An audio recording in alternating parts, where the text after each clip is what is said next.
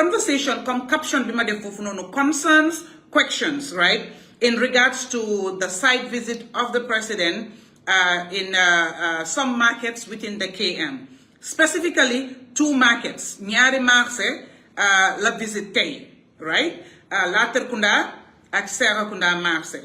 And in KM ku dëkk biir Kanifing municipality di nga xam ne ñaari marché yi ñoo nekk the most populated, most dense markets, the biggest in the municipality. Serekunda, Latrikunda, den nga am yeneen yi. Dégg naa ne nag tamit demoon na Brikama, right?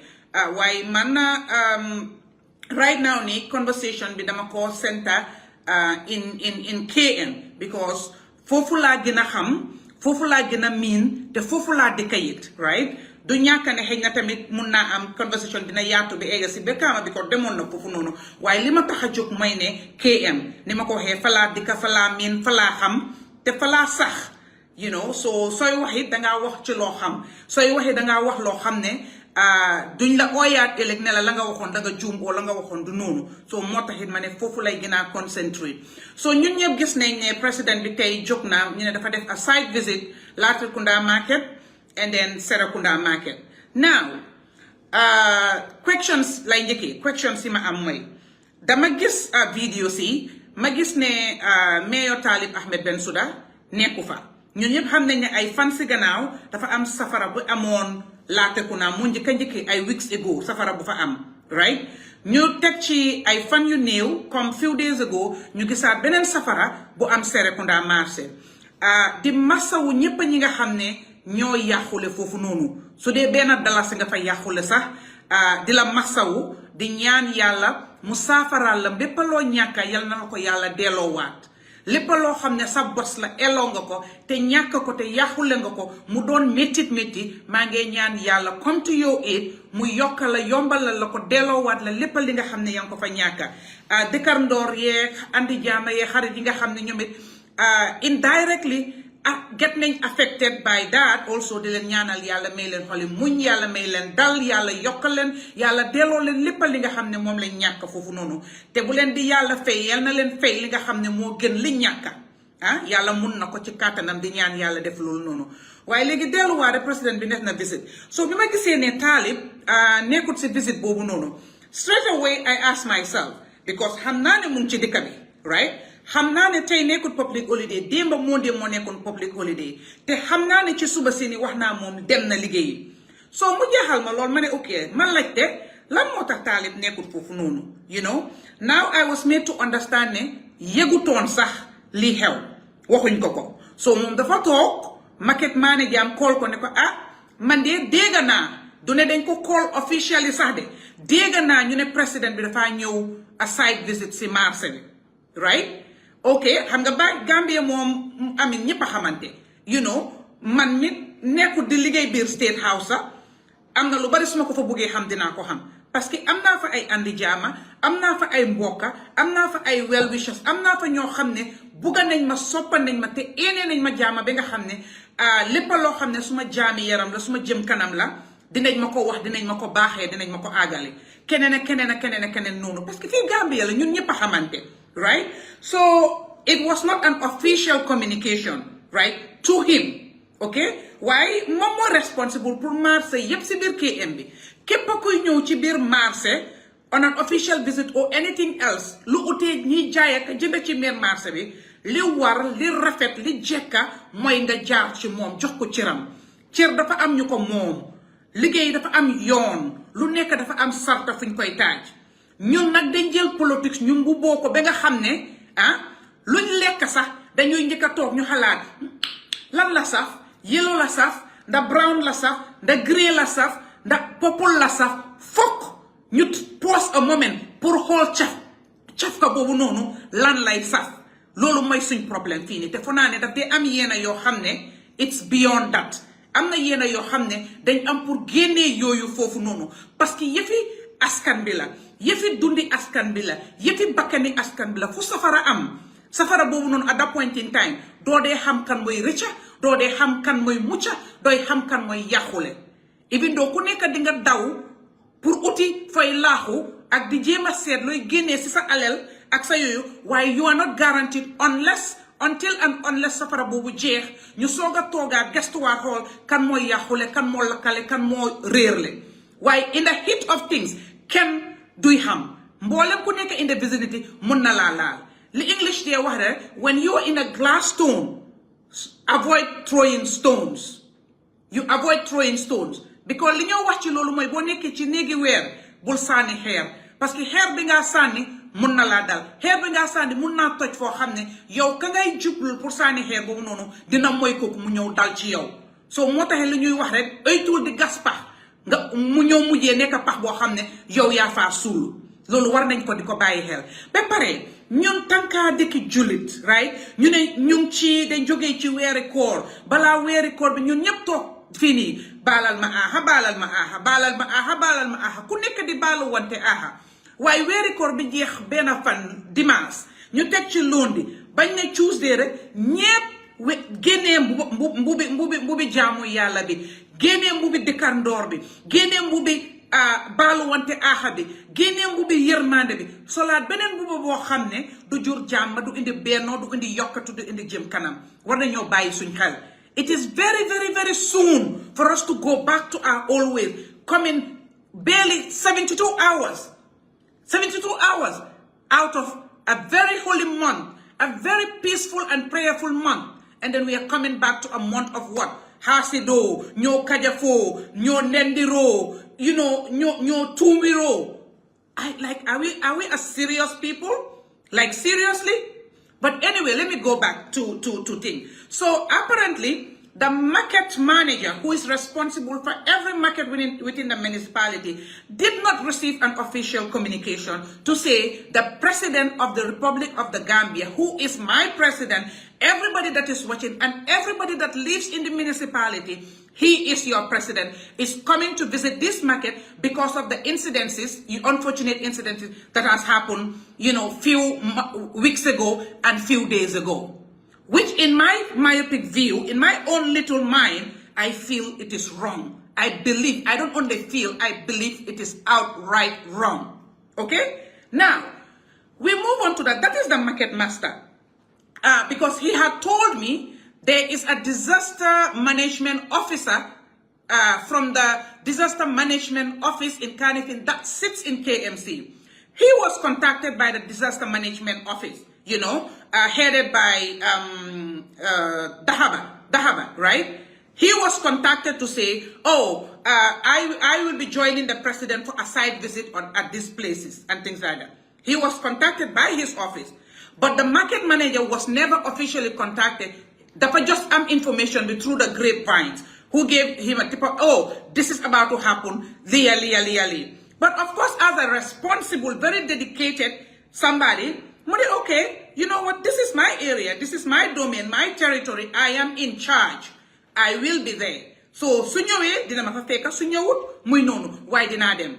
So, mudem, of course, consult na the relevant authorities or people within the council and say, this is the information I've received to say the president is coming to do a site visit. And you're like, be there in time because you don't want to be caught by surprise. Since you've not been communicated to officially to be given a time and designated, area or whatever, be there, be prepared so that you don't have any surprises. So mudem subatel dem si marché bi tok harle, right? But now not only mom yegutko, I have done my family to realize the mayor. Something is happening. Hold on. Sorry about that. I also contacted the mayor and I said earlier, and he was like, I didn't know. I only had, been told now he's coming, but it's not been communicated officially. Manam can call Utma from the office of the president, the protocol, whatever protocol that is being used to say President Bimunge Nyong and all that. Mujahal malol mane did.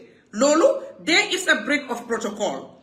Because President Barrow, Momoy, President of the Republic of the Gambia, why, Tamit, so joge fofu nga ñew down local government see tamit they their own protocol, and when it comes to the municipality yalla dafa dogal right ku yebo nangu Talib Ahmed Bensouda mayor moom mooy the elected mayor of Kanifing municipality loolu yàlla moo ko dogal te the people of Kanifing municipality the majority ñoo ko elect that position nekkut a nominated position right it's not an appointment it's an elected position boo xam ne askan bi ñoo jël doole boobu jox ko te doole boobu noonu askan bi ñoo ko mën a jëlaat ci loxoom génnee ko ne ko jifeet jox ko ku leen neex so loolu la ñëpp war a xam ne nga bugga ko bugguloo ko understand nga moo fa toog ni ko président bi da waxee ñaari président mënut a am si dëkk bi benn as per the constitution moo mun a am and président boobu noonu mooy président Adama Barrow moom la nit ñi elect majority of Gambians ñoo ko elect ñu taaj ko fa ñu war ko koo nangul moo ko wax si gémmiñam ma d'accord ak moom ci loolu parce que loolu mooy dëggal loolu mooy loi waaye léegi suñ ñëwee ci keneen muy Kanifing municipality comme moom ni ko nit ñi electé munta am ñaar noonu lañ electé Talib munta am ñaar at this point in time until next election ñaari Talib Bensouda munta am ñaari position yi mayor munta am kon nañ leen ko nangul nga saanil ko karta saanil loo ko karta danga ko war a nangu waruloo dox ci dara loo xam ne dafa sabotage dara loo xam ne dafa tuutil position bi because léegi it's not more about the personality the individual it is about the position so man dama gis ne tuutil position bi la ñàkk respect position bi la ba pare jël politique sangoo ko ba gisatuloo moo tax président war a ñëw KM pour visite li nga xam ne yàqu-yàqu bu xew si askan bi la nga sideline kooku not even a telephone call or a letter or an email or a WhatsApp message to say hey dude don't even call him mayor because you feel too good to call Mayor Talib Ahmed Bensouda ne ko hey boy hey dude you know what the president is coming to KM because the way President Adama Barrow is the commander-in-chief of the armed forces of the Gambia, the Republic of the Gambia. It is the same way that Talib Ahmed Bensouda is the commander-in-chief of the Kanifing municipality. Ding, ding, ding, ding. Yes, he is. Madam ko ori juko sise degulen mahana. Ba degen ma. He is the commander-in-chief of the Kanifing municipality. Okay? So nañ kon nangu. I feel it was wrong. I feel it was disrespectful. I feel it was undone for the protocol or whoever was responsible to do the necessary arrangements and just show up, drag the president in the car, mu def li mo def ñu génna. But now, this is the irony, right? Okay, ñëw na foofu noonu ñi ko war a receive mooy market manager bi ak staffam bi ñi nga xam ne ñooy liggéeyam moom parce que council dañ am a committee that is responsible for markets, right? Koo xam ne market manager bi is answerable to that committee. Moom ona ñooñu ne leen lii mooy xew ñi ci mun a ñëw ñi ci mun a dem nañ right and then nga am councillor honorable councillor suma xariti xol bi MC Cham moom mooy the nominated councillor representing business people in the municipality. He was also contacted. Luckily mu ngi woon si yeneen errand waaye soriwutoon mu bàyyi li moo def mu dem because daf ko war a nekka ciram la pour mu nekk fa moom it dem na so receive nañ président bi and everything else ay yooyu noonu waxa moom won ko round ay yooyu noonu but then suma xarit bi ne ma bi mu ñëwee di waxa because we all saw the videos and the picture am na some few minutes of exchanges with Barrow right during that lineup and throughout the site visit going around and everything else and Barrow was like ana mayor ana sa mayor bi and MC was like, oh, so mayor bi yegutoon ne yaa ngi ñëw fii nii mu ngi si office bi and that is the truth. Mayor yegutoon ne yaa ngi ñëw parce que waxuñ ko ko. A whole president mu ngi ñëw si municipality bi waxuñ ko ko. There is no right person who should have received the mayor, who should have received the president than Mayor Talib Ahmed Bensouda. Nañ leen waxante dëgg léegi nañ leen bàyyi politics man nag politiquement lu ma seetlu la lu ma gis la ma feel ne dama ko war a wax te li tax sama bu ko wax mooy that question bi MC wax ne Barrow laaj na ko ana mayor so su dee na Barrow laaj na MC ana mayor which means ne Barrow mu doon expect ne mayor was informed Barrow xëy na mu doon expect ne the right protocol was followed to reach out to Mayor Talib Ahmed Bensouda to say ne président bi mu ngi ñëw site visit, right, pour join you and your residents of the municipality pour mettitlu yaxute bi nga xam ne moo dal askani KMC, right, because Barrow dafa ñëw pour dooleel Talib loolu mooy woon ñëwam dafa ñëw pour wax ko ne li nga mettit bi nga am ay yaxu-yaxu bi nga am mang la seen masawu di la join pour mettitlu askan bi nga xam ne ñoo yàqule loolu mooy li war. Hey ñun ay africain lañ, hey ñun ay gambian lañ, hey ñun ay làkkat lañ. Dafa am ci yoo xam ne depuis maamati maami juddoo nguñ dafa am nuñ daan doxalee, dafa am nuñ daan jaaralee, dafa am nuñ daan waxee understand nga pour indi bennoo, pour indi jokkalante, pour defar, pour rafetal. waaye ñun ay niti tey duñ rafetal, ñun ay niti tey duñ dee dox ci loo xam ne jàmm la, ñun ay niti tey luñ gis mu rafet ñuñ so xoppa ci suuf, luñ gis mu jekk mu jaar yoon ñu ut nuñ koy yoxalee pour mu yanqi nga xam ne ku ko laal rek mu daanu. Yàlla santaane wu loolu te loolu moo warut. So su dee ne président war naa laajte ana Talib, which means ne président xamut ne Talib du ñëw, which means ne président expectutoon ne Talib du fa nekk, which means ne président xamutoon ne Talib was not informed to be at that naka lañ ko waxatee at those two places pour receive ko one ko round. So loolu suma wax loolu pour wan leen ne nit dang dee nekk feena nga am ñu la wóor yoo xam ne seen sa jaami yaram itelu leen, sa jëm kanam itelu leen, sa yokkute itelu leen, sa baax itelu leen. parce que su dee loolu mooy li am te man gom naa MC ne loolu moo am because man MC xam naa ko duma wax loo xam ne amut, loo xam ne media bang fa ñëpp a fa seetaan du woon ne moom kenn la a private conversation si kanam yi ñëpp xam nga ne kooku du ñëw di wecci oo du yokka oo di wax loo xam ne amut. So comme que noonu lam demee noonu lam ko waxee, which means ne yow président Barrow yaa ngi am 42 ministers, yaa ngi am 87 advisors. How could they have missed that?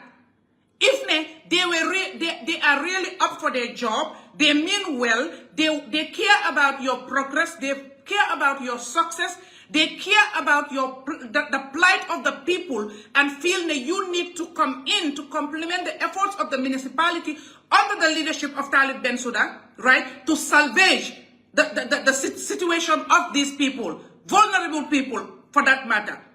Ni ko noon ne li leen war dinañ ko def, ni ko noon ne li baax loolu la ñoo def, ni ko noon ne ni mu rafetee noonu la ñoo def, ni ko noon ne li nga xam ne moom la luwaa bi wax loolu la gaay di def. waaye déet defuñ ko, defuñ loolu. Man may koo ñaawlu, man may wax ne rafetut te am soo ne képp koo xam ne dëgga la tax a jóg, dëgga moo tax ngay wax di nga xam ne loolu rafetut te loolu warut. kon pour wax président Barrow ne ko danga war a defaraat sa toogaay, danga war a toog nga seetaat ñi la wóor, nga seet seen doxalin, nga seet seen duga nga seet seen génn seet seen jëflante ak seen jokkalante, nga seet tamit seen ay kàddu niñ koy waxee ndax lu laa indil jëm kanam la, ndax lu laa indil yokkute la, ndax lu laa indil lu baax la, ndax lu laa indil bugga la ci askan bi. su dee ne loolu yëpp danga ko seet nga gis ne defalu la ko den nga xam ne ñooñu baaxuñ pour yow, pour nga xam ne ñooñu nekkuñ fa pour yow ak askan seen boppa lañ fa nekkal. te lii is among so many things yoo xam ne ñuy koo def. Now I saw a guy who was leading like the tour, especially on the line bi Barrow exe mooy wone ku nekk kii mooy kan kii mooy kan kii mooy kan. Now I ask, who is this guy? ñu ne ma moo nekk the executive coordinator of KM. so leen fàttale ko ay jamono Barrow dafa nominate on, appoint on, nominate, whatever, select, for lack of a better word. Banjul ñu ne jël na fa, KM ñu ne jël na fa. They call it executive coordinators, right? That particular person and his staff, they are housed somewhere in Fajara. Okay? So apparently, kooku moo nekk the person that was contacted, so moom moo receive Barrow, di ko wanale kii mooy kan, kii mooy kan, kii mooy kan, kii mooy kan. You know what I mean? I was like, dude, that's savage. Honestly. Xam nga, dëgg la ñu ngi la nominate, elect la, select la, jox la office and everything else. The office is, 3% furnished. You really don't have a lot of work to do. So you will try to grab on any opportunity that one nañ la kanam bu free ku ne la leader, you'll be jumping. Because for once, you have a job to do. But you took a job that is not yours. You took up a role, a function that is really not yours. You perform a role that is not your business. You were supposed to be a spectator. You were supposed to be an attendee. That's what your role was supposed to be. But nothing else. Because you know nothing about KMC. You know nothing about the markets. You know nothing about the administration and the management of this market. So therefore, you were the wrong person to receive Barrow and try to take Barrow around for Shoka and all that. That was not your role, and you should not have done that. Gis nga leena lañ dee war a bàyyi xel ñun dañ dee kontaan suñ jëree dara si nit jox la ko dañ dee kontaan waaye doo dee toog nga xalaataat lan moo tax ñu jël ko si nit jox ma ko o lan moo tax nit mu fa already waaye ñu indi ma jox ma foofu noonu di teegi kooku noonu di jaar ci man doo dee laajte lan moo tax because yaa ngi toog possibly you were not doing anything so ñu created la that yow dañ dee feel ne it's privilege, it's prestige, you have something to do.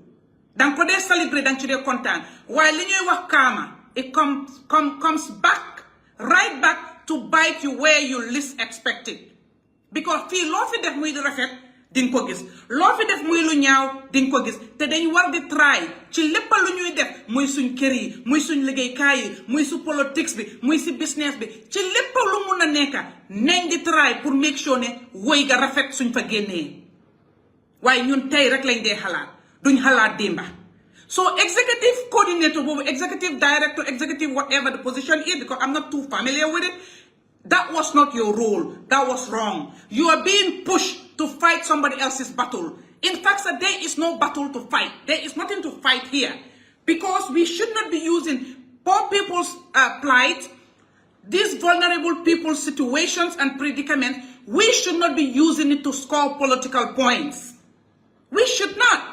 It is very, very, very wrong and disingenuous and dishonest of anybody, including myself, to use the vulnerable people's plight to score political points, to get some 3 minutes fame and buzz, to get some 3 minutes, 5 minutes relevance. It is wrong. Yalla, dafa la bidal bakar, lolu warut. Because pour man, okay, it's good ne bara juk ne, why you know what li mu ngi xew fofu nonu, ma dem seeti len. Why now? I need somebody to convince me ne that was not clouded and shrouded by politics because this is not the first of its kind. It is not. Birkama incident bim hapune dafa yaga. It's not like now. You know what I mean? Now you have the Latir Kunda one. It wasn't yesterday. Then you have the Sarah Kunda one. Right? It's been few days ago. Yes, we were all in the Ramadan, right? We were all preparing for the wedding, but amna yena emergencies yo hamne. So hewe, bon nekon si jawa ji sa ñu takala boom de nga dog boom bi pour washa muna dem nga attend ko as a leader. As a responsible leader. There is no excuse of any kind buy wara tax yena emergencies yi do fa muna dem do ko muna attend do ko muna feke. As a leader. Leader is not just a position. It's not just a title. Dafa anda yu bari yermande. Degu, olute, jubal, jubante. Yerem askan bi. Min askan bi. Lolu yep moy leadership. It's not the position. Ak motoy, ak halis bi, ak padiyemi, ak otli bi, and all that. Ak protocol bi. It's not that. Lolu is not leadership. We need to go back to base, Njanga. Leadership is about service. You need to submerge yourself in the service of the people. You need to be humble. Humility should be a badge that you wear. Come to the level of the people. Listen to the people. Listen to them. Do less of talking, but more of listening as a leader. Lolo moy cherry leader. Lolo moy qualities of a good leader. Why man leader si ma de gis yalla xam na ne Shakespeare su jogaton dina redefine leadership or mu change the word and give it something else because liñ dee def is truly not leadership qualities. It's truly not leadership quality. We are busy fighting. We are busy sabotaging each other. We are busy criticizing each other. We are busy bashing and bad-mouthing each other. We don't uplift people when they're doing good job. We don't support people when they're doing the good thing. All in the name of politics. I've been saying, and I'm going to continue to say, politics is a noble thing. Politics is very noble. But us that do politics, us that are involved in politics, ñun ñoo dishonorable, ñun ñoo dishonest, ñun ñoo deceitful, ñun ñoo manipulative in our actions, in our deeds, and our words. But it can be better. It should be better. And it must be better than what we have and what we are dealing with.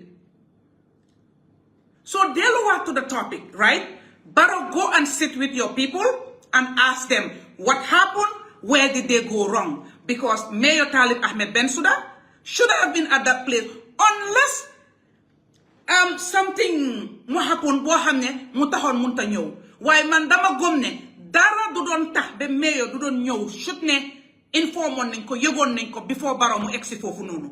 Man xamna ne dara du ko don télé ñaka dem fofu nonu parce que ba safara ba xewé it was early morning.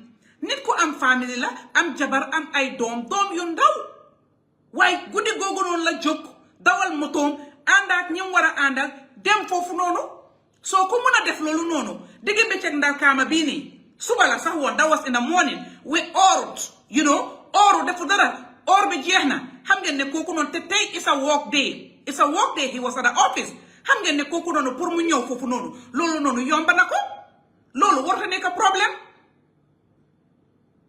Why? Just because of buga create a situation, right? And then you just know, just give somebody a good name and show somebody, okay, ñun ñoo leen buga. Understand nga one way ñun ñoo leen buga. Wow, ñun gisu leen indi nañ president bi, blah blah. Ñaata situations ñoo xew fi ni ci dëkk bi nii. Boo xam ne, you understand nga,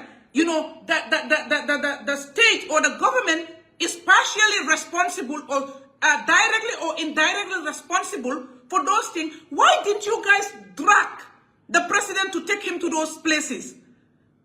Oh, I know why. Because there are no political points to score there. There are no political points to score there. But of course, things like this, they can turn people's predicament and bring politics into it just to score point. It is wrong. It is dishonest. It is unjust. It is very unfair on those vulnerable, poor men and women trying to make a living, to survive and take care of their families. It is wrong. Let's stop that.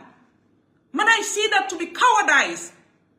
Man, dama gis lo ne ragal la parce que mënuloo create sa own valid selling points boo xam ne you can sell to the people to buy them. You understand? To draw them to yourself, but you're going to write on people's predicaments, people's unfortunate situations to score political points. It's not right.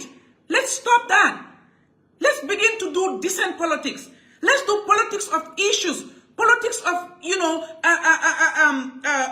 policies, politics of facts, politics of evidences, empathetic politics your hamne. It adds value. It adds value to the people. Politics yoo xam ne yokkute la moo indi jëm kanam la moo indi ci askan bi wecci askan bi from grass to grace.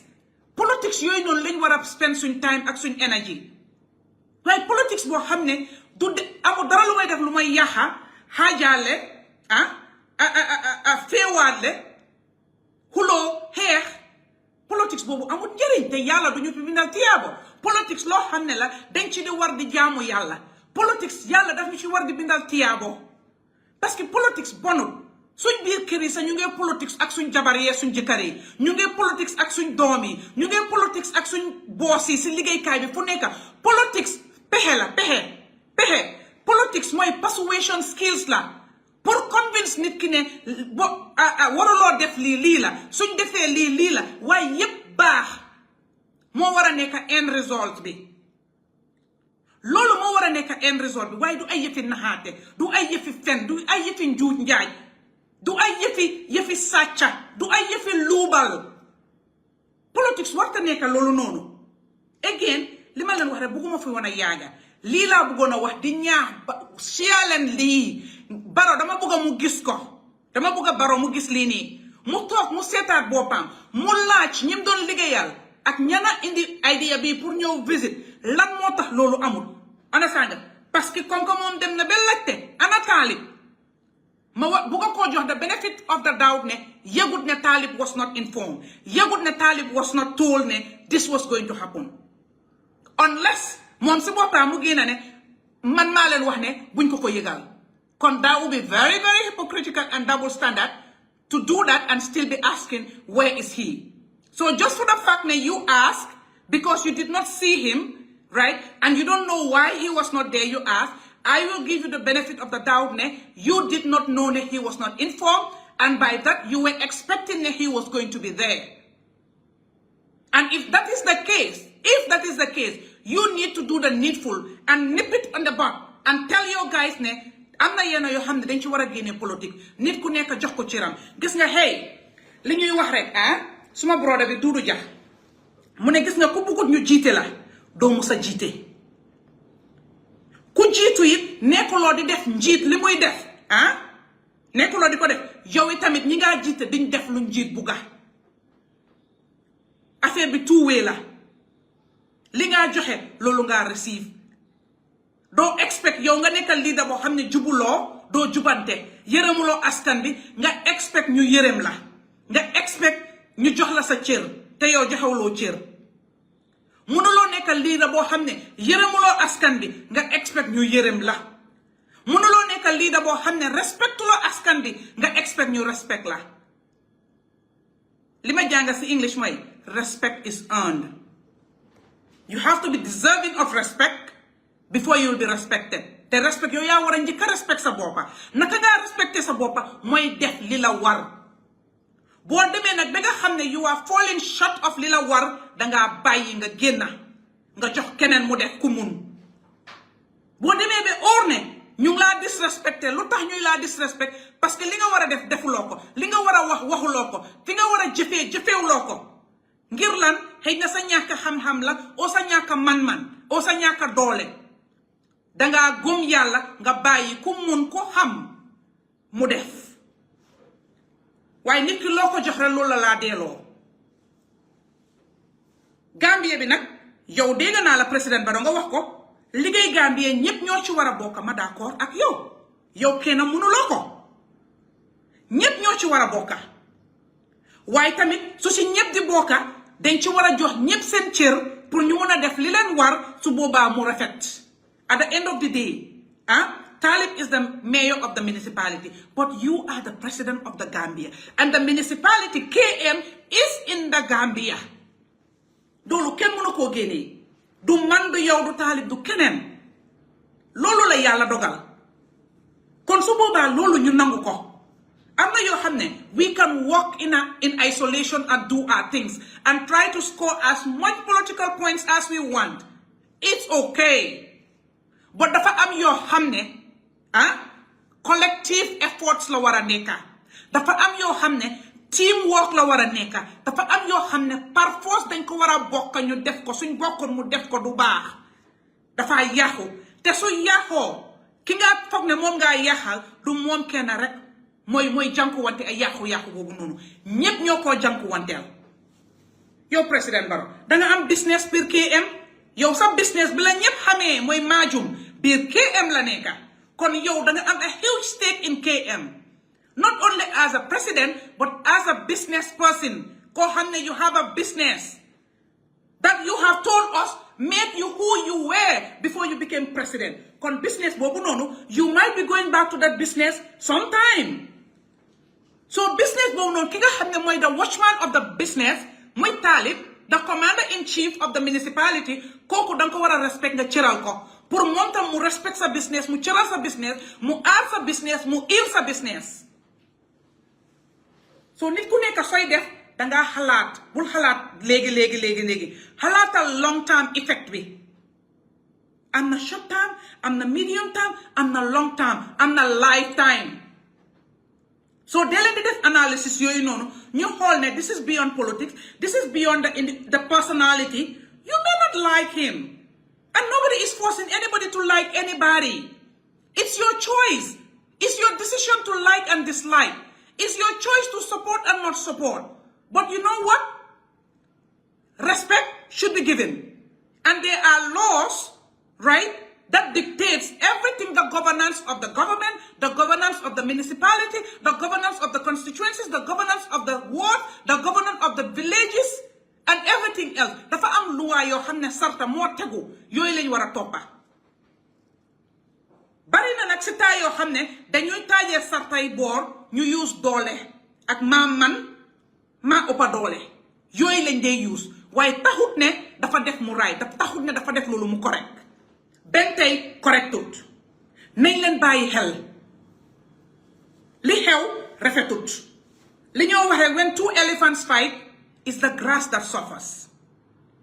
So central government and local government suñ nekkee ku nekk di pull muscle man la maamun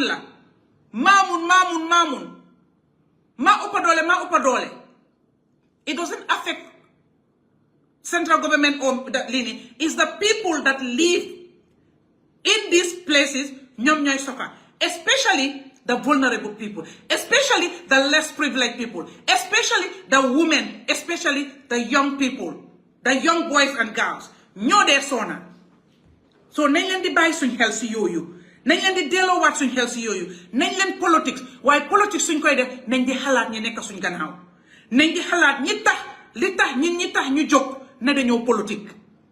parce que bu doon politique la suñ biir néegi rek wax bi caw naka lañ ko doxatee feteel du jub bal du tàkka parce que suñ biir néeg la it's a private matter suñ biir néegi la it's a private matter du yooni kenn waaye buñ ne national issue yooni ñëpp a ci nekk nag unless ku nekk toog ne bugguma cee dugga waaye du suma affaire boobu soo ko waxee waxuloo digga bugguma cee wax am nga ci droit duma ci bokka am nga ci droit duma ci naka lañ ko xatee duma ko laal duma ko jege am nga ci droit am nga sañ-sañ boobu noonu waaye pour ne bokkuma ci déedéet boobu noonu déedéet pour ne du suma affaire déedéet boobu amut pour ne du suma business boobu amut it is everybody's business parce que dëkk bi ñun ñoo ko bokka ñoo ko moom soo lépp loo xam ne yi fi dëkk la ñun ñëpp ñoo ko bokka ñun ñëpp a war a jóg ñu rafetal ñun ñëpp a war a jóg ñu xeex ko yépp xeex gi nag pour jubal la xeex bi pour rafetal la xeex bi pour defar la xeex bi pour gis ne ñëpp bennoo mu am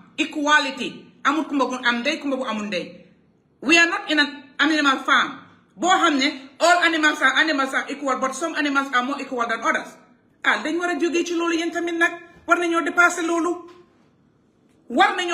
loolu time politics nañ leen politics waaye nit ñi suñ amee ay tolof yu ñoo jànku wanteel nañ leen bàyyi politics ñu bennoo ñu mel ni ki musuñoo nekk in different camps ñu mel ni ki musuñoo wear different colors mu mel ni ki amuñ different gom-gom na gom-gom yi nekk benn jubluwaay bi nekk benn yërmande bi nekk benn su boobaa doole bi dafaa gën a rëy te su boobaa luñ songa ñu daan ko loolu lañ war a def ñi yàqule kana xam da nañ mun a amaat liñ yàqule kana ko xam te leena tam tàmba nañ ko gis nañ fi ay flood victims year in year out flood dafa am nga gis all these politician leader ku nekk solal ma la boots ñëw di dugga si biir ndox bi di juutu di jonkon di sega di top for the optics for the pictures waaye suñ fa jógee nawet dina ñëwaat lañ fa bàyyi woon loolu lañ faa fekkaat yëpp pour picture yëpp pour politics loolu noonu naxaate la te yàlla bëggul naxaate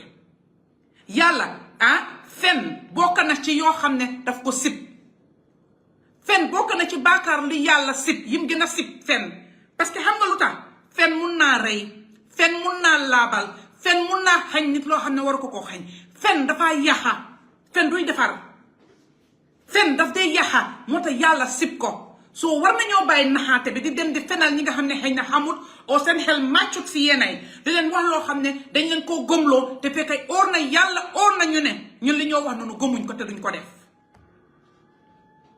nañ leen bàyyi suñ xel sorry that you know me and this life thing I'm not the best in this life nañ leen bàyyi suñ xel dégg ngeen because maa ngi gis Pa Modou Bojang mu ngi binda e post ne For now, Birkama, it's like a stone throw away from mom studio me. And for some reason, he only got to know ne Barrow Mungedemon Birkama after the fact. After the fact. And Mugewane, Barrow, you okay, you media be, do def tesal lu bah li di def.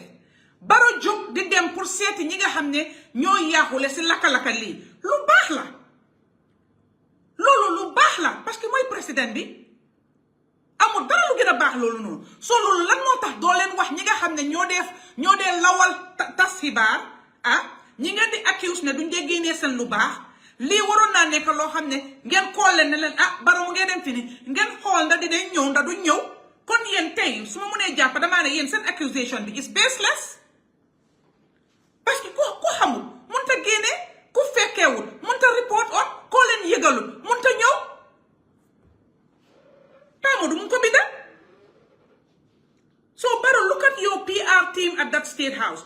Look at your communication team at that state house. The blunders they do are so many to excuse it. They do more blunders than work.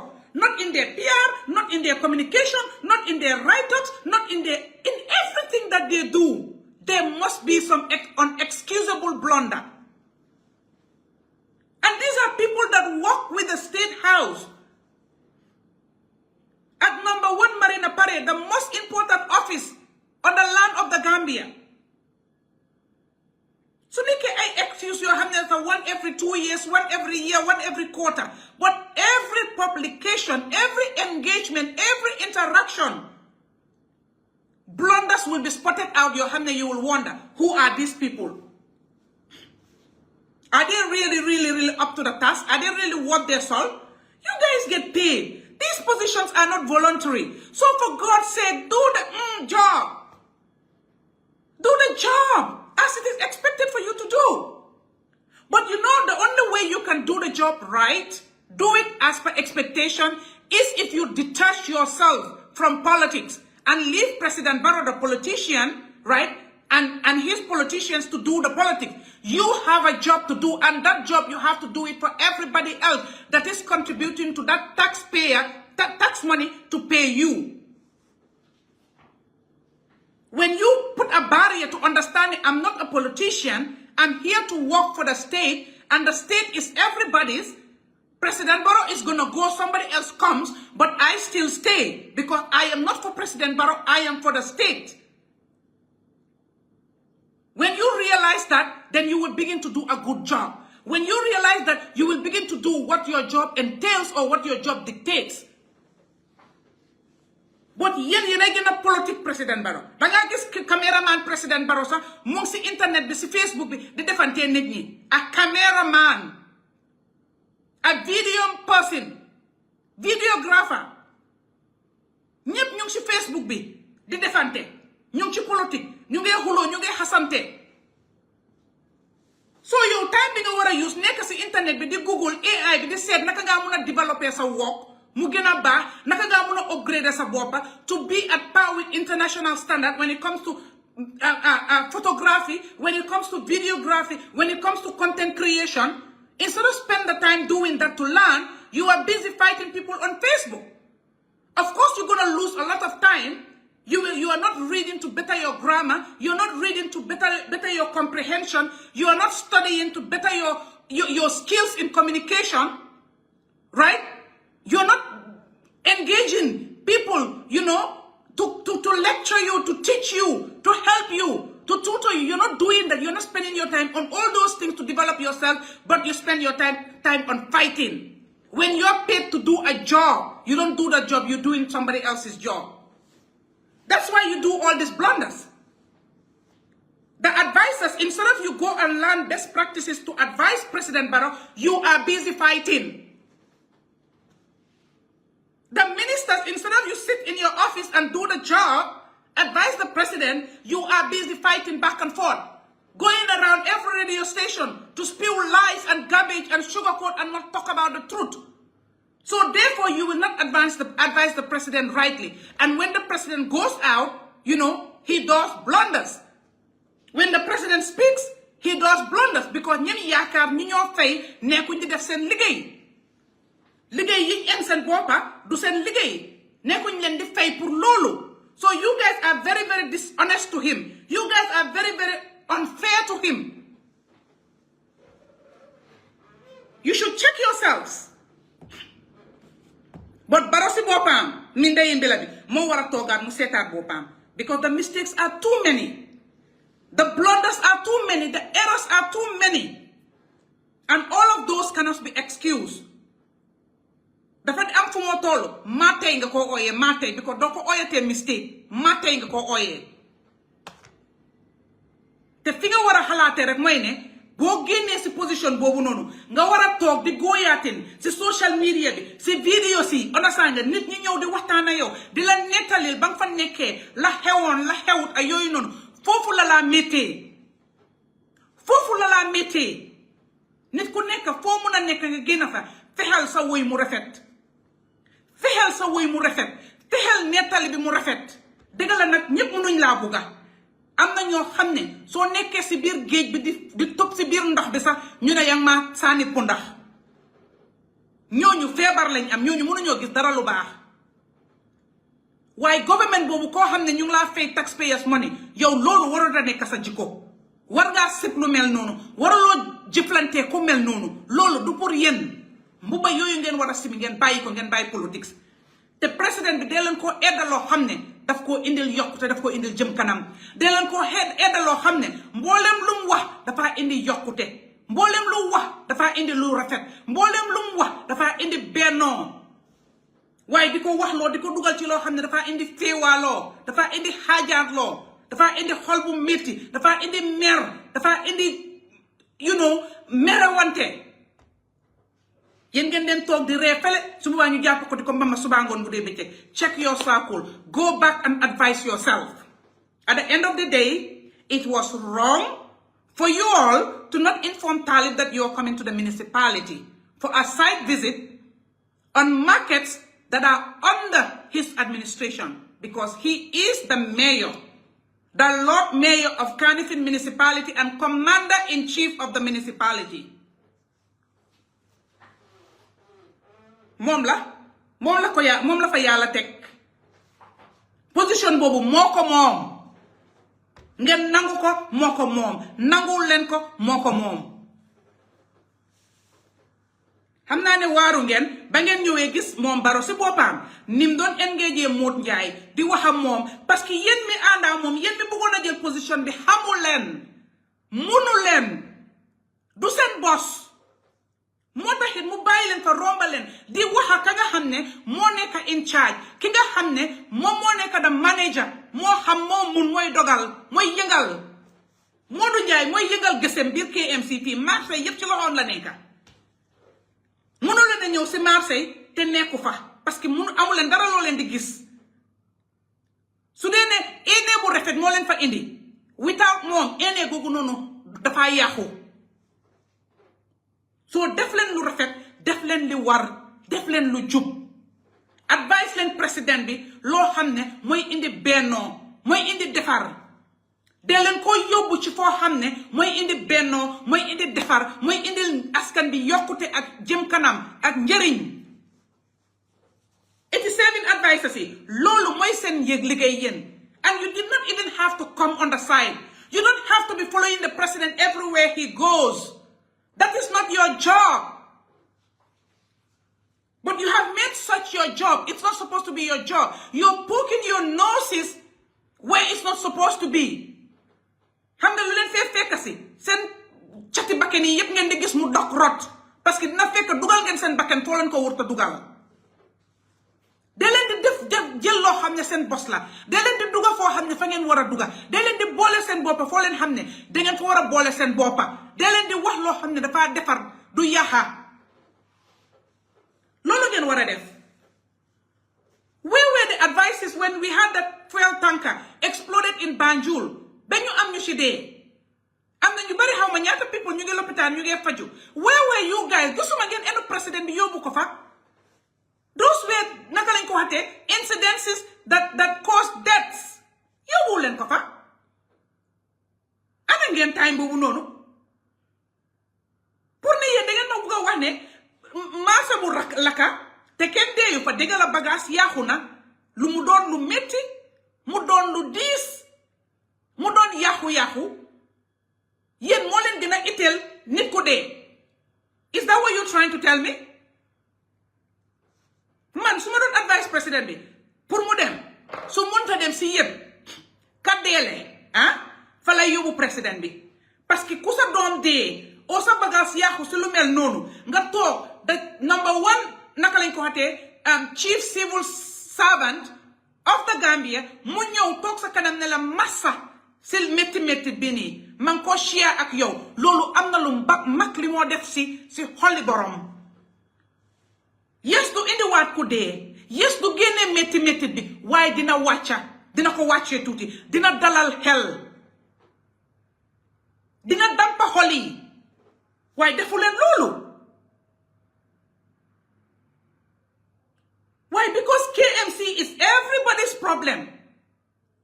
I don't even want to digress. But hold on, Commission. Anything that has to do with KMC, the viewers on every platform, it's higher. The commentary on every platform, media platform, whether online, news, whatever, it's more engaging, right? The discussion in people's homes, in people's bedrooms, and everything else, it's more.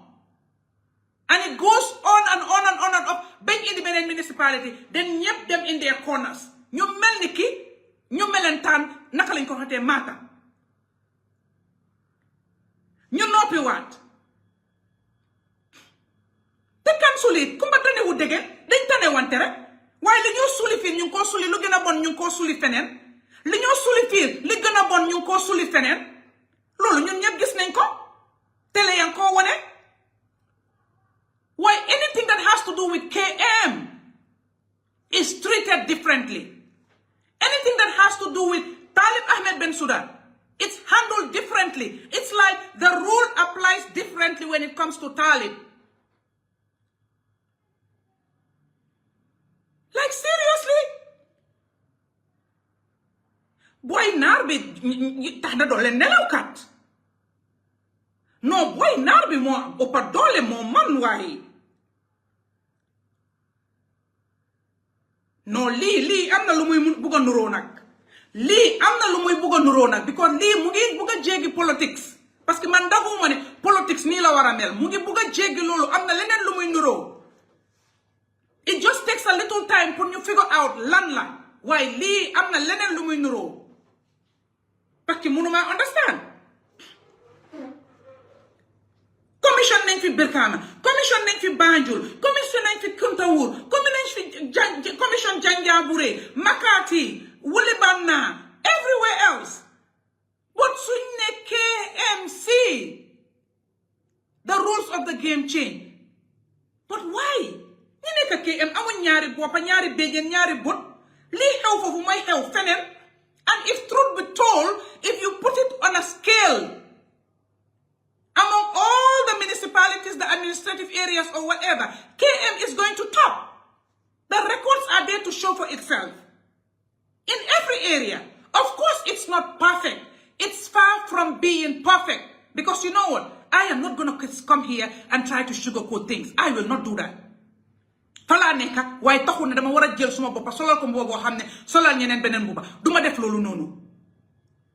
Waaye xam nga lu tax may wax ne ñi pa am parce que li ñu olof di wax ne bokkuma ci moo gën du man kenn. Olof daf ne fu wérgu yaram am tane amu fa te municipalities yëpp wérgu yaram moo fa nekka. Man dama ne dama bëgg municipality boo xam ne dafa naka tane wut rek dafa am wérgu yaram. waaye suñuy waxtane it moo tane waaw boobu yi dinaa ko wax mu dégg ko bëgg a dégg ku bëgg a dégg ko moo tane among 7 yiñ fi am yépp moo gën du suma wax de loo xam ne la it's proven evidence yang fa facts yang fa in all areas in terms of the administration in terms of the leadership in terms of the achievement in terms of everything. Okay, so let me waxee ne on that basis moo neexee moo tax saa yu nekk ñu ngaña Talib KM ma may leen ko waaw parce que kuy def lu baax ku jiitu fokk rek riir gi toppala waaye su dee ne dañ koo ŋaña pour ne defut dañ koy ŋaña pour ne munut déedéet den da ngeen war a delluwaat gannaaw am na ku dukat si line bi seedit lañ demal nga xool ku dukat si line bi kooku lañ war a ŋaña si ñàkka manam ñàkka xam-xamam ñàkka defam ñàkka jubalam ñàkka jubanteem kooku mu fa si line bi if you look at the line you will see that person and that municipality or region. And you have several before you get to Talib and KM. Nañ leen bàyyi politics. Election do appointment. Election do nomination. Election do selection.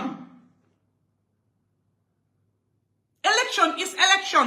Mooy ne ñii dañoo ne bugga nañ ñii ñu ne bugguñ den ñi bugga ñu ëppa ñu jël ko ñu jox ko moom nag noonu la amee kon nañ leen ko cëral yàggul nag du ñaanuñ yàlla mu dee si position boobu noonu taam la te li des si taam bi bareetul te su taam boobu jotee dana génn mu jox keneen su boobaa ñun mi ŋàññe ñun mi wax ñu seet ba mu fa newoon lam def ak ka fa ne lam def ñu mun a xam lan moo gën lu ñu oor ba oor dee suñ buggee measure la fa newoon balaa moom ak moom ku déggu ku gëm yàlla ku xam lu baax ku xam standard di nga xam ne la fa ne léegi moo gën la fa newoon fukki yoon ak juróom doo ko tollaale sax loolu it man maa ko wax ci suma gis-gis ci suma xam-xam loolu it maa ko wax so boobu nañ ko taajee boor suñ ñëwee ba keneen ñëw after moom den indi leen si taam ñu gis lu gën li nga xam ne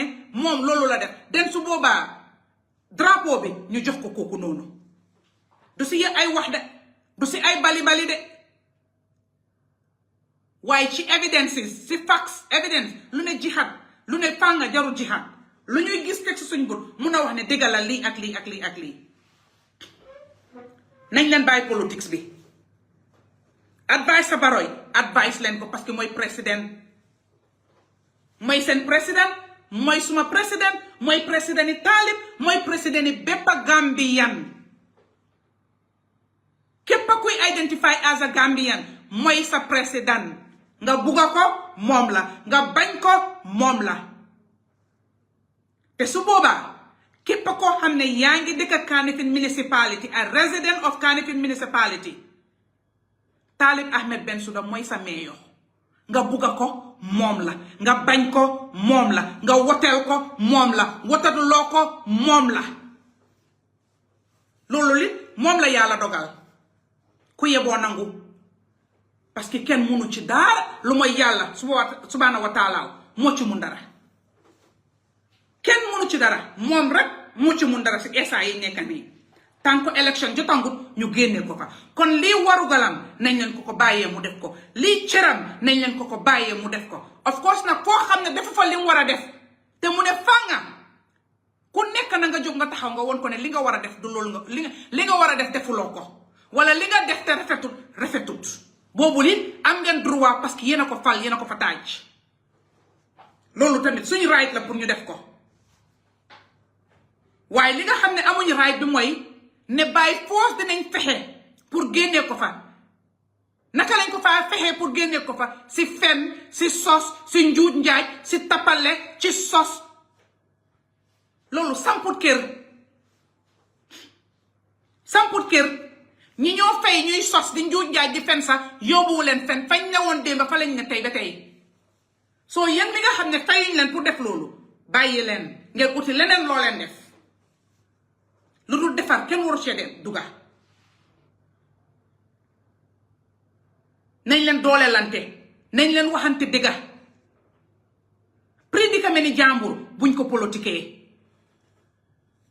tolofi jàmbur buñ ko politiquee mettiti jàmbur buñ ko politiquee nit su amee mettit bay jooy buñ ko politiquee luñ war a bàyyi xel la Talib nag the next election the boy is busy working. I've got news for you all. He has so many things for the municipality. And the boy is busy thinking. The boy is busy strategizing. The boy is busy consulting to bring development, to increase the development in the municipality. Yen toog leen di wax di binda rek yéen di ngeen mere seen bopp de wallahi di ngeen mere seen bopp because time dina am ngeen toog seet ñun ba ñoo wax yépp ndekete kii ci lii la nekka. You know, what I see Talib doing is, a professor told me, you build in silence so that the enemy will not know where the foundation is to break it. So let me divert an information to you all. The naysayers, the haters, the bad mouthing, Talib is building in silence. And you guys will not know where the foundation, the pillars are. And it's going to become so strong that you're going to fight your entire life to break that foundation, and you will not be able to break it. Because you're not wise, you're not smart. You're driven by emotion, you're driven by hate, you're driven by envy, you're driven by jealousy.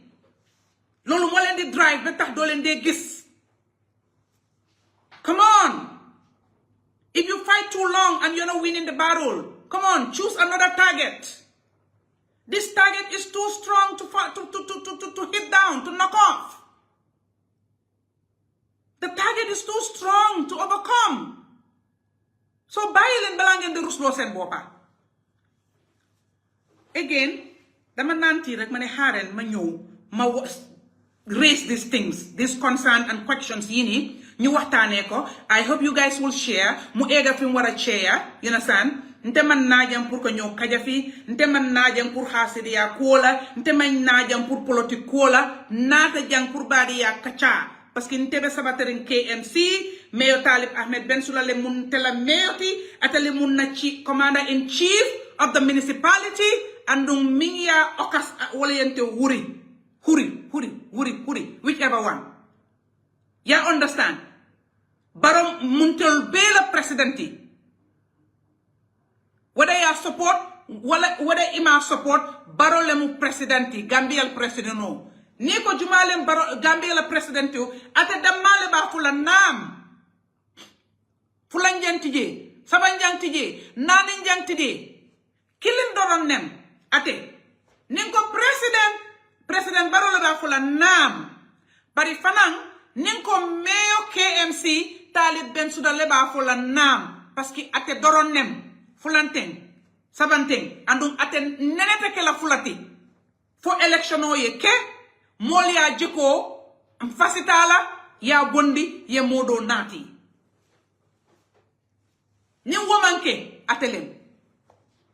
So natarantol lata alala, nga ko understand ko, atelem, nga bunya diala.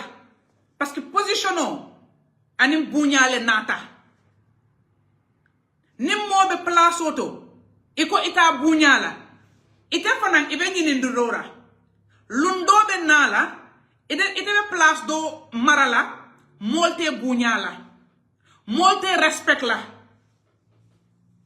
parce que yalla munem kabiri modo fanan ye nyaton ka ya e man la fi pour ka bunya e man la fi pour ka respect e man la fi pour ka tama ala kangola andung alafita munna waranta fula fan alafita munna min nyanta kela pares tuma wata dol bije nyatan ko aka lafi munna anin men nyanta kela ni abuka ke klinti nte ka fule ko nte ta kela nyaton ko lafita munna nte be min kela abe kela min nyanta kela minnen luwa anaka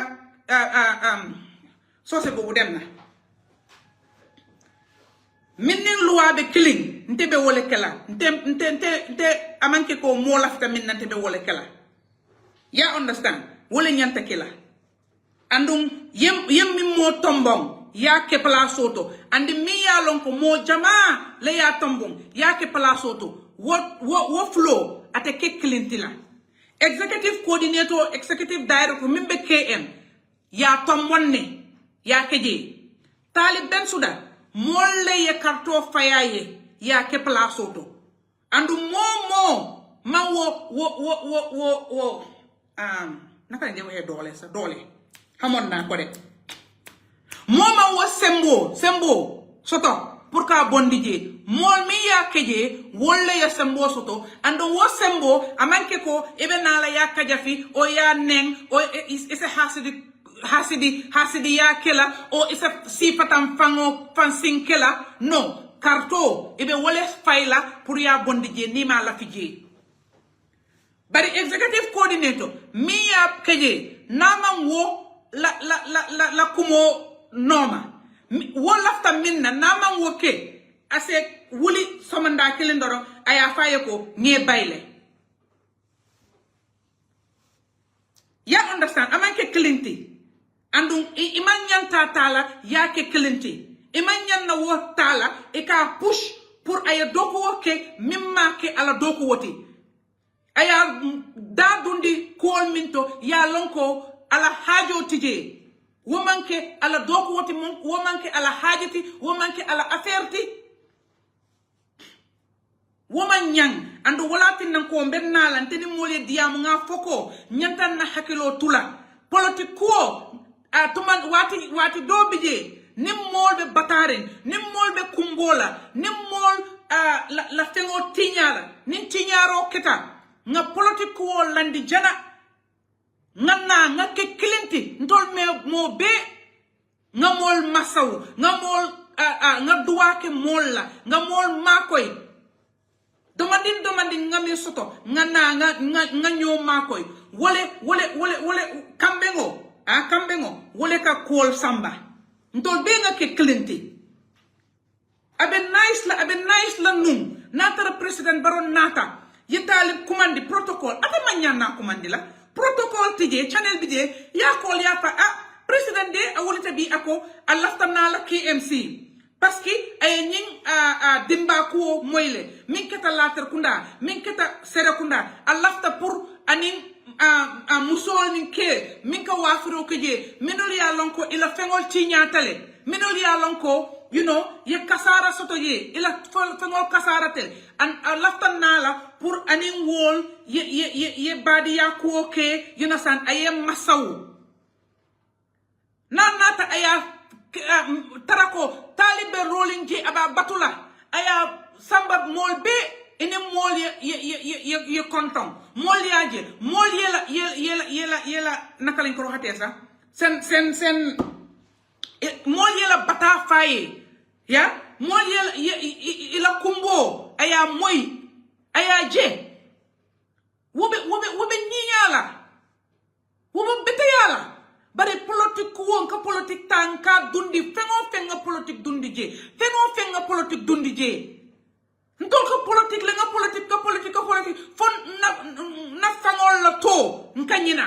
ntol la fangol fon te musolem fon te kelem nkanyina jumalem bamati nkanyina jumalem famati nkanyina jumalem musoti nkanyina musu jamale musu jellebe bambulu nkanyina na dingol la to nkanyina all because of new politique la fo man fen lon ko tenke nyanta wo bulala nte alata nyamo be dani politique ko al politique politique be dame bari ko dol al politique bondi je al kada molla ni torota al ko politique ko keje al kada molla batata al ko politique keje al mo be fala fan yalo delegation min betala iba jubela nyinde abe jumale support la before yeta yenni sango konton even min dila je iba jubela nin patelem ya di bake nin patelem ite fen dila o ye demanding di all because of politics nkanyina alala kola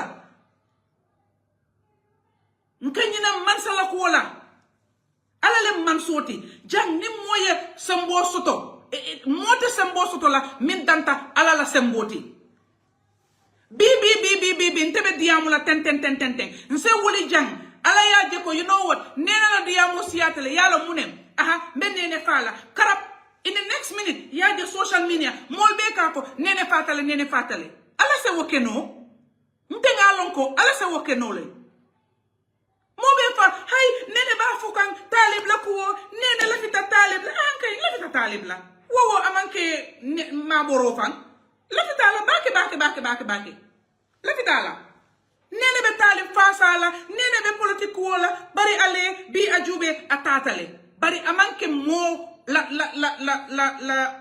naka lañ ko hate mo la ko woti ala la ko lem ni wosuta ala la ko lem ala do nga yese ko mono say lafta tol be nga wo mira ntol be nyanta wo mira la bibi mbe nyinkela soma iko tata atatale bibi mbe jang mbe kelola ntelem position iko fat itata ala ye wonole so nimbe kuoku nka ala fanan la sembo nka wol mira ala la kuo nka wo mira fanan tuma don tol kadiamu as ifle ntele ala janketale aya fonye ko ata nganna place dile la ite ya doxal sometimes modo ni be ko kela ika mirale ko itele ala la place ota andan iba kela ite ala to dundila je iba fula ite ala la to dundila je ita fula inshallah ita fula nadiyata alele ni taniya fula ni nakale ni ala sobitala nothing ite doron param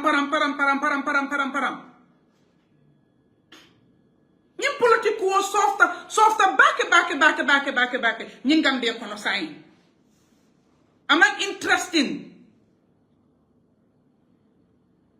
ñanta na jiko jube la de ñanta na jiko jube la ba ma anaka lañ ko do waxate sa bake ala ye ming landi position auto nga bula nga makoy nga sembentuya pour ay succeed parce que na yo succeed ntol bele be benefit la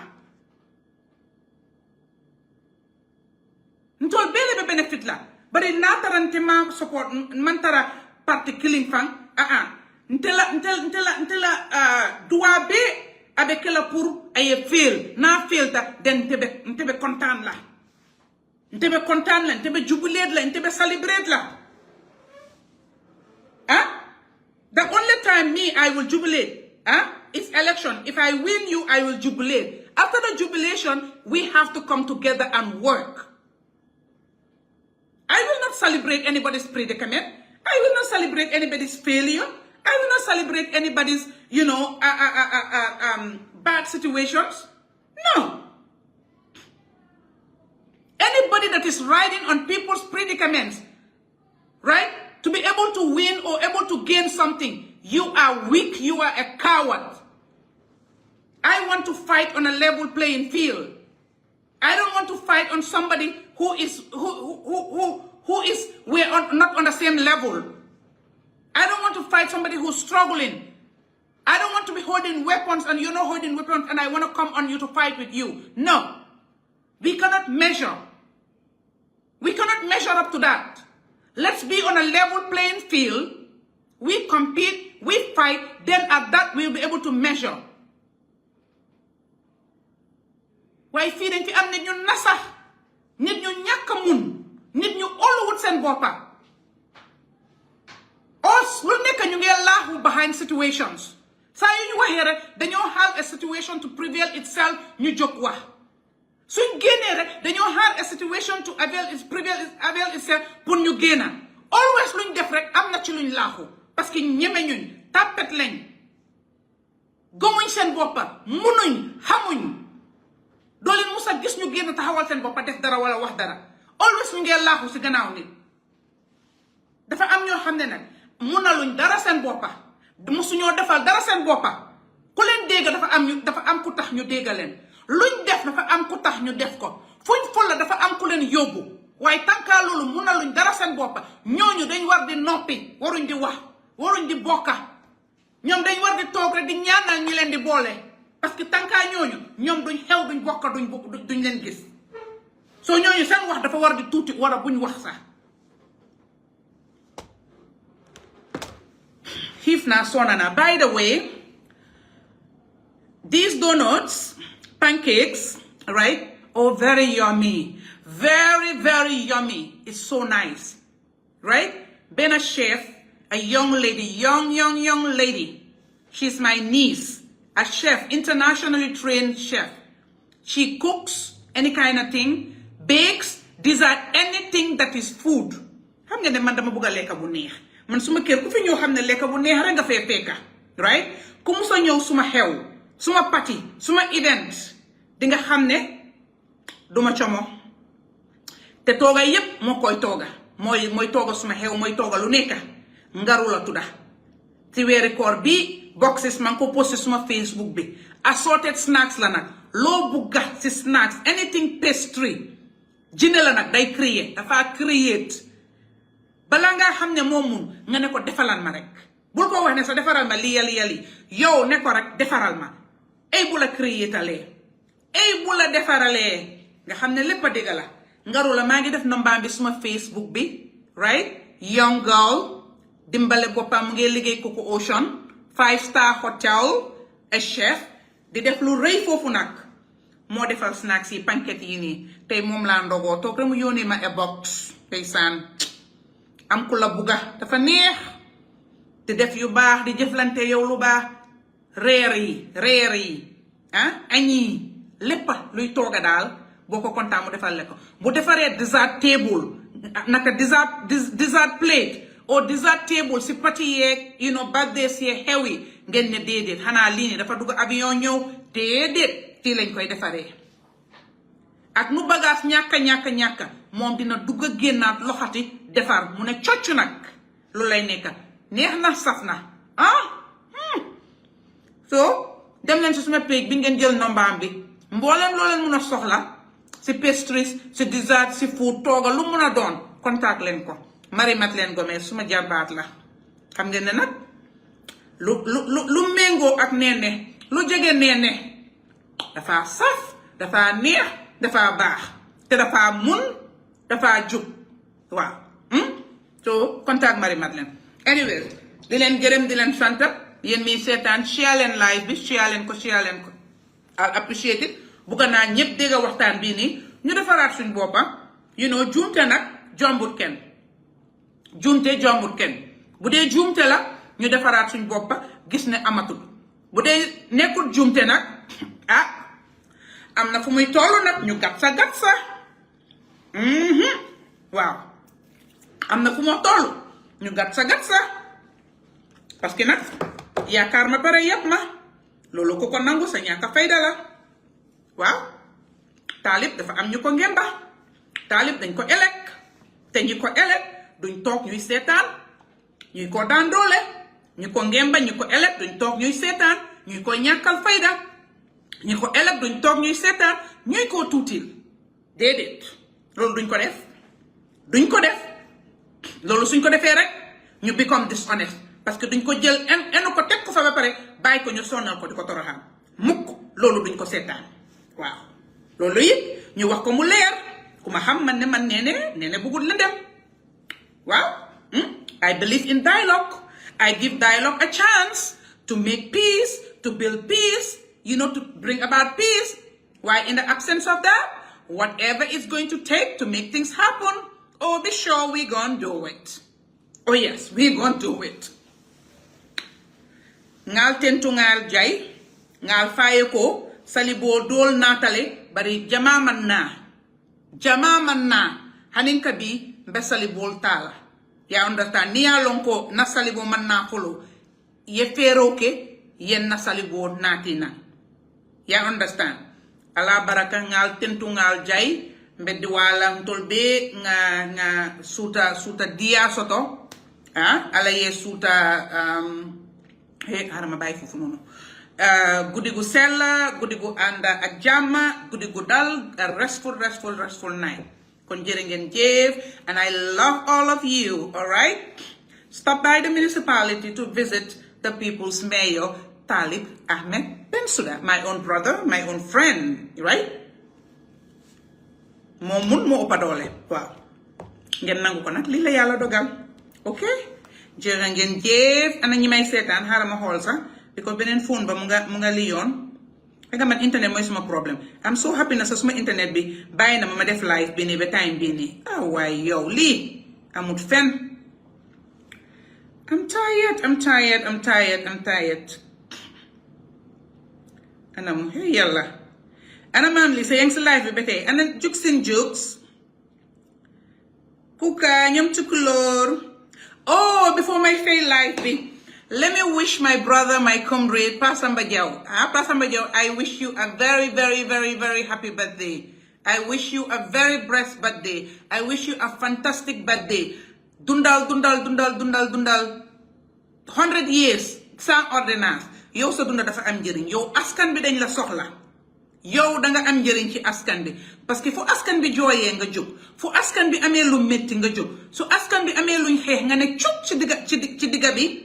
ci kanam xeex la leen ko bem jeex doo xeex sa xeex waaye xeexi askan bi kon yow sa dunda am na njëriñ di la ñaanal fan bu gudda ak wér bu yaram yal na la yàlla aar iir la yàlla aar sa njaboot ba nga fekkee seen njëriñ yal na buñ séedaale dara sa gannaaw yàlla boole laa sa jabar yokka business bi yaatal business bi bàyyi la ak sa voice nga mun a speak for the voiceless, speak on behalf of the voiceless, the vulnerable, advocate for their plight, fight for human rights, fight for injustice. Te yal na bula ken munal dara, yal na bul ñàkka noon na waaye yal na bula sa noon munal dara.